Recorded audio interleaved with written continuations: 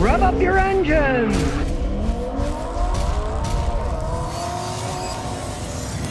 Kenneth Sanford says, my 95 Chevy is 900,586 miles, and it runs excellent original engine, transmission, and rear end. How's that possible? It's possible because it's a 95. They used to make them good back in the day. 98, 99, they made them good too.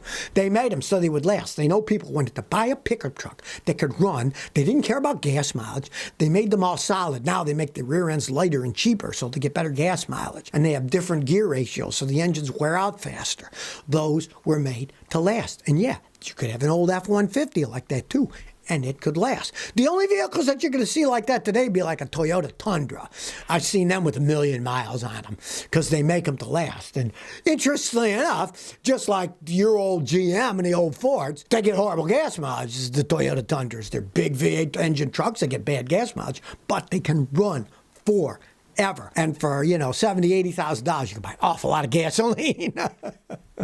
At least as it stands today. Drew Mann says, if you bought a car with no engine, transmission, would you put an electric motor in it? Ford Crate Electric or buy a Crate engine? 65 Mustang convertible, 50,000 miles. The thing about that is, though, I would wait because as time goes on, the prices will come down. Now, it's a lot of customized guys that are doing it, and I've seen some of these kits are $25,000, $35,000, which is BS. For example, in Europe, for smaller cars like Volkswagens, little bitty Toyotas, little Hondas, they have kits and they're like $6,500 for the whole kit. And you just take the engine tranny, throw them out, and put them in. I know they have a kit for Hondas where you even use the Honda drive shafts. The kits fit, you take the engine and tranny out, you put the kit in, and the Honda drive shaft fit right into the electric motor assembly. So I would wait because the price will definitely come down. When people start to electrify, if they do, then you'll get the kits cheaper. And there's plenty of cars you can buy with no engines and trannies, or buy when the engine and transmission's blown up. You see a zillion of them. Well, it costs too much to junk the car. Well, the car's still good. Why throw the baby away with the bathwater? Take it out, put an electric one in. But I'd wait because I think the prices are going to come down. And you'll find that there'll be guys probably that will specialize in doing it, that do tons of them, and they'll have so much experience, it's better to pay somebody than do it yourself, like a kit car. Are you really going to buy a kit car and build a car? It'd be a pain in the butt. But if a guy builds kit cars, knows what he's doing, you'd buy the kit, pay him to put it together. That's probably what will happen if electrification gets big enough in the next few decades. Not years, but decades. So I wouldn't rush into it now. Al says, Scotty, who gives out more gas, the U.S. Congress or cars? I'd have to say the Congress because cars don't give out gas. They give out carbon dioxide. They burn gasoline. And they don't give out methane like the congressmen do. All they're doing is bending with the wind. They jump on the bandwagon. The wind's blowing to the left, they go to the left, like President. The wind blows to the right, they go to the right. They all say, we're going to be green. They think, oh, we're all going to be green. We're going to build an infrastructure. Ha! I just came back from driving from Rhode Island to Tennessee. Some of these road systems are falling apart. And these guys say they're going to build an electric infrastructure. They can barely keep the road infrastructure together.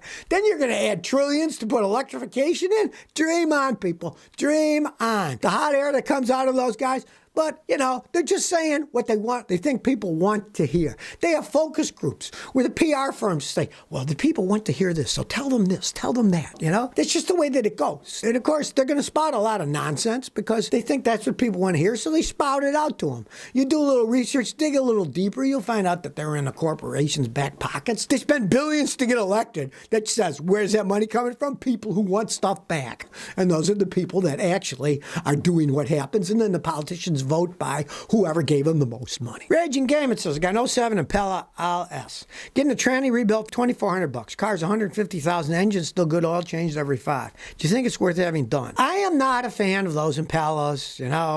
You got 150,000 miles on the engine. What I would do before you do anything is do a wet and dry compression test on the engine. Pull all the spark plugs out, do a dry compression. Write it all down. Then put a teaspoonful of engine oil in one cylinder. Take that reading. Do it for all the cylinders. See if there's a big difference. If there is, your piston rings are worn out, don't waste your money on putting a tranny in because the engine's going to go out soon.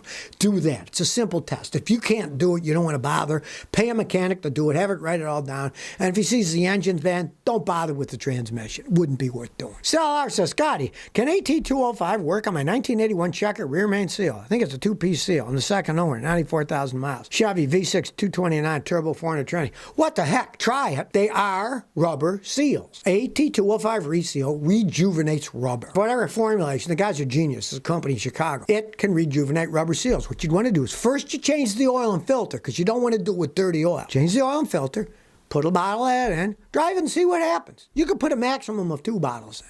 And if it does work, great. You don't have to pull the transmission off to get all the back of the engine and the flywheel off to get to the seal. Worth a try. And if it does work, put a bottle in every time you change the oil to make sure that it lasts. Because once you take it out, it's gone. So you'd want to put it back in if it works. Now, I've seen it work. If it doesn't, you're going to have to take it all apart. Anthony G. says, Scotty, the smoke coming out of my radiator hose, what can it be? First thing you want to do is tighten the radiator clamps. Sometimes your clamps are just loose. And if they're loose, air will escape and you'll get smoke coming out. Now, if they're tight and it still goes, replace your hose. The weirdest thing about radiator hoses is they actually rot from the inside out. So you look at the outside and they look perfectly good. They look like, oh wow, there's nothing wrong with this. This is perfectly fine, right?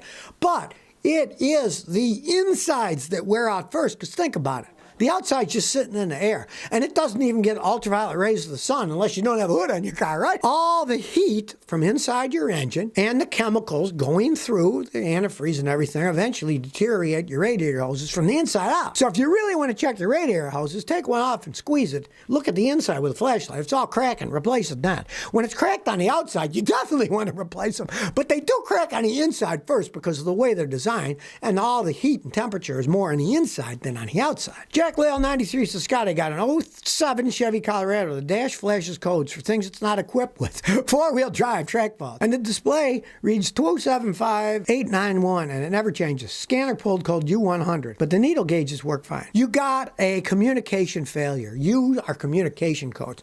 So either you have a shorted out sensor somewhere in the vehicle, bad wirings between the sensor and the computer, or your main computer starting to go bad. If it runs okay, I personally would live with it, because it's going to be a stinker. And the problem is, any sensor shorts out, it can get you a communication failure.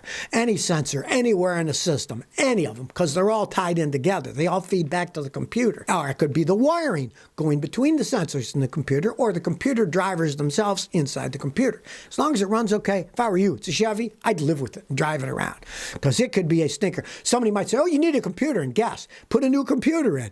And if you got a bad sensor, that bad sensor will then quickly short out the new computer and you'd be back where you started from, but you would spend a ton of money putting a computer in and getting a program. So I'd live with it if it runs okay, unless you want to start tracing everything out. Michael Rodriguez says, Scotty, my 2014 XC90 Volvo has AC fan runs sometimes the car being on or even in the ignition. I've read that it's programmed to reduce condensation. Have you seen this? Yeah, GM used to do it in some of their cars. The problem is, on a really good car that's sealed really well, you run an AC, whatever, you got water that's inside your AC evaporator case, and it'll always be kind of humid, right? So bacteria and mold will grow in there. GM years ago had a kit that they put in there that would let it run for 10, 15 minutes after you shut it off, so it would blow air through and dry all that condensation. If you don't like mold and bacteria, it's not a bad idea. As long as it doesn't stay on when you're sleeping and your battery's dead in the morning, yes. That level of technology does work as long as it doesn't stay on and then drain your battery. Mosa Scotty, when was the last time you took the bus? Okay, if you're talking about a real bus, the last time I took a real bus would have been 1977 in Toronto when my Norton motorcycle blew up. Me and my friend Steve Jenkinson abandoned it at a fire station who held it for me. I picked it up later with a tow truck. And we were riding down to Queen E. We got on a bus and the guy said, oh, good, you're the only two guys on the bus. We had our leather motorcycle jackets on. And we were going down the highway. And he says, I'm not supposed to go fast, but you guys go in the back and look out for the cops to see if anybody's coming. This guy was doing 75 miles an hour in his bus. And we were riding on the Queen Elizabeth Highway in Toronto to get back to his house that was in Scarborough. And we made it alive. That was the last time I rode a bus because my motorcycle broke. It was an interesting trip, I do have to say. I guess he figured two guys in leather jackets, what do they care how fast you're going to be going down the road? GL Jesse 92 says, are you still in Massachusetts? No, I'm back in Tennessee. So if anybody's around Clarksville, they want to come visit me, feel free to email me. We can set up appointments. I'll be here for 4 months, and I'll be seeing everybody here, helping them out with their car problem. You want to show something off, or you got a problem nobody else can figure out, feel free to come to Tennessee. I'm here now. I'll be back in Rhode Island. I'll help people out then, but now I'm back in Tennessee helping people out here. So if you never want to miss another one of my new car repair videos, Remember to ring that bell.